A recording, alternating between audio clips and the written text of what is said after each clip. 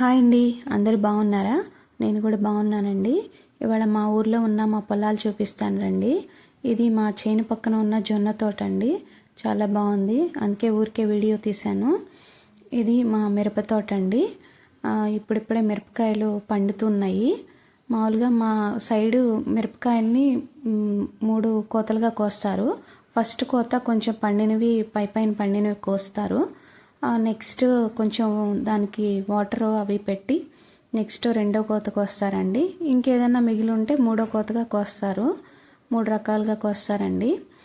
ఈ సంవత్సరం ఎవరు పెద్దగా మిరప తోటలు వేయలేదండి.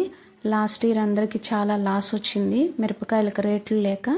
అందుకని ఎవరు మిరప పంట వేయలేదండి. చాలామంది అపరాల సైడ్ వెళ్ళారు. అంటే అపరాలంటే శనగ, మినుము అలాంటివండి, జొన్న. ఇంకా అపరాలంటే మన తినేవి ఏవైనా అపరాలేనండి. మేము కూడా చాలా నష్టపోయామండి. మేము కూడా ఈ సంవత్సరం అసలు మిరప తోట వేయలేదు, పెద్దగా తక్కువ వేసామండి. మేము కూడా శనగే వేసామండి ఎక్కువగా. ఇది మా శనగ తోట అండి. దీన్ని కూడా పెద్దగా పట్టించుకోవట్లేదండి. దీనికి కూడా రేట్ లేదు. ఏం చేస్తామండి, పొలాలు ఖాళీగా ఉంచుకోలేం కదా.